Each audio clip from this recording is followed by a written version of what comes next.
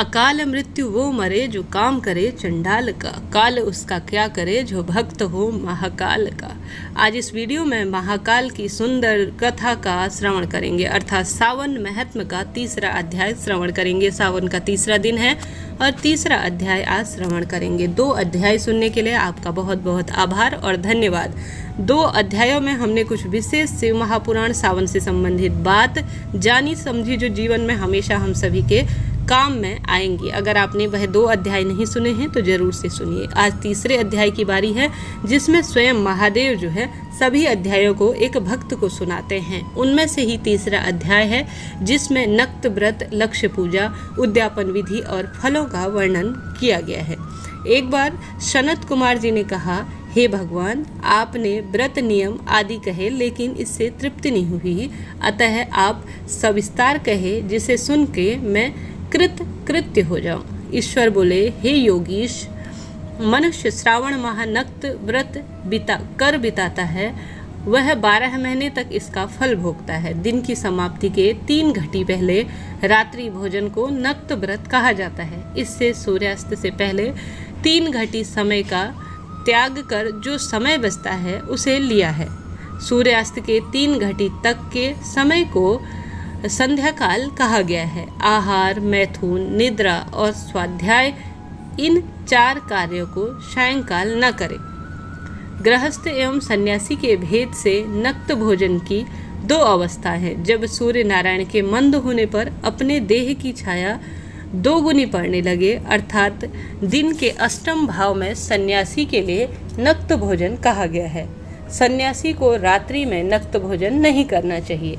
गृहस्थी को विधि द्वारा रात्रि में नक्त भोजन कहा गया है। सन्यासी, विधवा और विधुर पुरुष को सूर्यास्त से पहले भोजन कर लेना चाहिए। जो विधुर पुत्रवान है उसे रात्रि में ही भोजन करना चाहिए, क्योंकि वह पुत्रवान आश्रमी होता है। श्रावण माह में नक्त व्रत को करने वाला प्राणी उत्तम गति प्राप्त करता है। श्रावण माह के आ जाने पर प्रतिवता तिथि में ब्रह्मकाल संकल्प लें कि मैं 1 महीने तक ब्रह्मचर्य में रहकर प्रतिदिन सुबह स्नान करूंगा, नक्त व्रत, रात्रि शयन और प्राणियों पर दया करूंगा। हे देव, यदि व्रत पूरे होने से पहले ही मैं मर गया तो हे जगतपति, आपके प्रसाद से व्रत पूर्ण हो। इस प्रकार मनुष्य संकल्प कर नक्त व्रत करे। हे मुनि, अब उत्तम लक्ष्य पूजा विधि सुनो। लक्ष्मी की इच्छा वाले मनुष्य बिल्व पत्रों से, शांति की कामना वाला दुर्वाओं से, आयु की कामना वाला चंपा के फूलों से, विद्या की इच्छा वाला मल्लिका और चमेली के फूलों से, पुत्र प्राप्ति करने वाला कटेरी के फूलों और दुस्वप्न नाश को उत्तम धान्य से भगवान हरि को प्रसन्न करे। साथ ही भगवान शिव के सम्मुख रंगबल्ली, पद्म, स्वास्तिक और चक्र आदि बनाकर उनका अर्चन करें। इस प्रकार लक्ष्य पूजा करने से शिव जी प्रसन्न होते हैं। अंत में उद्यापन करें। मंडप बनाकर मंडप के तीसरे भाग में वेदी बनाएं, पुण्यार्चन इत्यादि करें और आचार्य वर्ण करें। साथ ही वेदी पर उत्तम चतुर्लिंग भद्रो पद बनाकर उनका मध्य भाग में चावल से सुंदर कैलाश बनाएं। फिर वहाँ तांबे के कलश की स्थापना करें। कलश में पंचपल्लव और सूक्ष्म वस्त्र रखें। फिर उस पर भगवान शिव की सोने की प्रतिमा पंचामृत से स्नान करावे। धूप, दीप, नैवेद्य और पूजन कर वाद्य यंत्रों द्वारा वेद शास्त्र गान करते हुए रात्रि भर जागरण करें। प्रातः स्नान कर शंखोक्त विधि से वेदी बनाएं।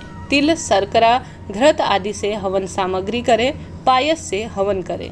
गायत्री मूल मंत्र, शिव सहस्त्र नाम और जिस मंत्र से पूजन किया हो उसी मंत्र से हवन करें। फिर षष्ठीकृत हवन से पूर्णा आहुति करें। जिन मंत्रों से उमापति की लक्ष्य पूजा हुई थी उन 2 मंत्रों का दान करें। वस्त्र अलंकार से आचार्य का अर्चन करें। यदि 1 महीने तक दीप जलाया हो तो संपूर्ण इच्छाओं की सिद्धि के लिए सोने की बाती, चांदी का दीप बनाकर उसे गौघृत सहित दान में देना चाहिए। तत्पश्चात देवता से क्षमा प्रार्थना कर 100 ब्राह्मणों को भोजन कराकर दक्षिणा देकर विदा करें। हे मुनि, जो मेरी पूजा तथा उद्यापन करता है उस पर मैं प्रसन्न हो जाता हूँ। हे मुनि, अब इस संसार में किए गए कर्मों का फल सुनो। जो मनुष्य इस माह में अपनी किसी प्रिय वस्तु का त्याग करता है, उसे वह वस्तु लोक और परलोक में लाख गुना अधिक मिलती है। जो अक्षर संख्या से रुद्री पाठ करता है, वह प्रत्येक अक्षर करोड़ों साल तक रुद्रलोक में शिव को अर्चन होता है। पंचामृत से अभिषेक कराने से मोक्ष की प्राप्ति होती है। जो इस माह भूमि पर सोता है, वह मूंगा, हाथी दांत, वह चंदन के नवरत्नित जड़ित सैया पर शयन के समान होता है। इस माह में जो ब्रह्मचर्य रहता है, वीर्य की वृद्धि होती है। इस महीने जो मौन व्रत धारण करता है, वह श्रेष्ठ वक्ता होता है।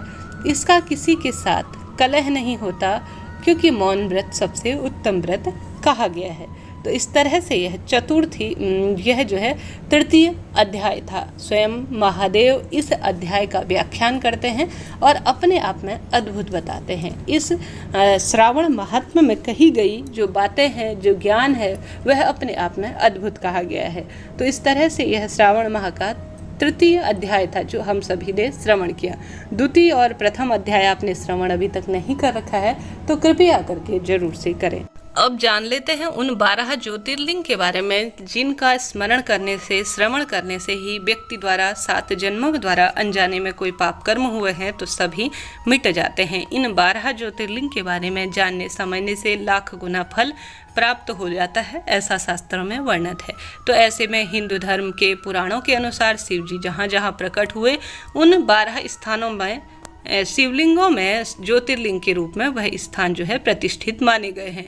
ये संख्या 12 है। सौराष्ट्र प्रदेश के काठियावाड़ी में श्री सोमनाथ स्थित है, जो कि विशेष ज्योतिर्लिंग के रूप में जाना जाता है। साथ ही श्रीशैल में मल्लिका अर्जुन, उज्जैनी में अर्थात उज्जैन में श्री महाकाल, साथ ही ओमकारेश्वर तथा ओमकारेश्वर अथवा ममलेश्वर जो है इसे जाना जाता है। साथ ही परली में वैद्यनाथ, डाकिनी नामक स्थान से श्री भीमशंकर, साथ ही सेतु बंधन पर श्री रामेश्वर, साथ ही इसके अलावा दारुकावन में श्री नागेश्वर, वाराणसी में काशी और श्री विश्वनाथ, गौतमी गोदावरी के तट पर श्री त्र्यंबकेश्वर, हिमालय में केदारखंड में श्री केदारनाथ और शिवालय में श्री घृणेश्वर।